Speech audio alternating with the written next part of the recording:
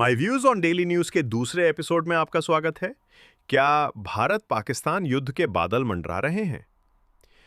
रक्षा मंत्री राजनाथ सिंह ने गुजरात के भुज में एक सैन्य अड्डे पर शस्त्र पूजा गत विजयदशमी के दौरान पाकिस्तान को कड़ी चेतावनी दी थी।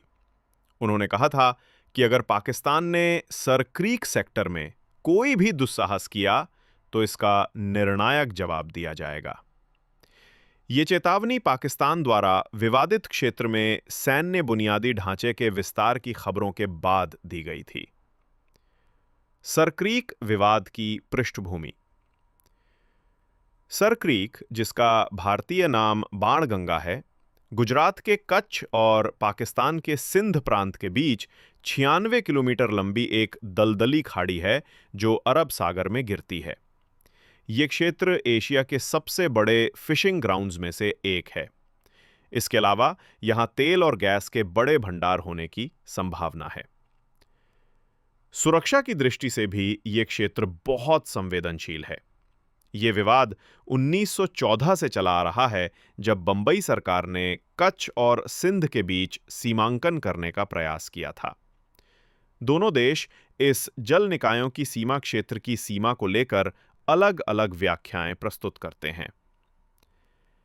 सरक्रीक से जुड़ी हालिया खबरों के मुताबिक भारत ने 30 अक्टूबर से 10 नवंबर 2025 तक सरक्रीक के पास अपनी तीनों सेनाओं के संयुक्त अभ्यास त्रिशूल की घोषणा की है।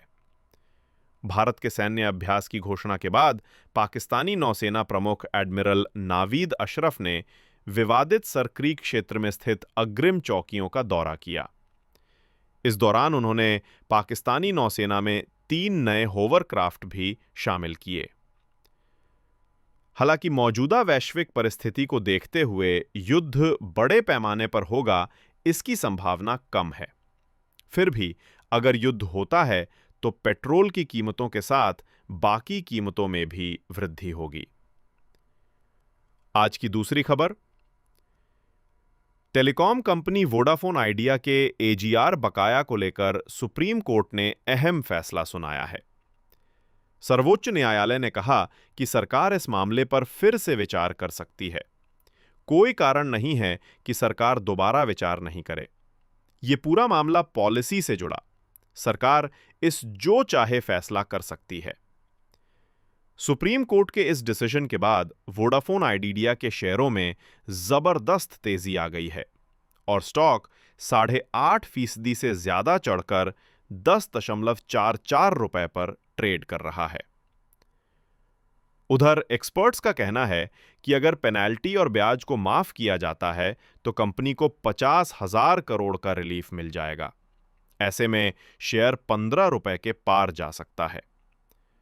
वोडाफोन का मजबूत होना ग्राहक के लिए हितकारी होगा, क्योंकि इससे एयरटेल और जियो के लिए एक प्रतिस्पर्धा बनेगी। साथ ही क्यू के अधिकांश हिस्सेदारी भारत सरकार के पास है। बीएसएनएल में विलय या बाद में ये हिस्सेदारी बेचकर सरकार लाभ काम कर सकती है।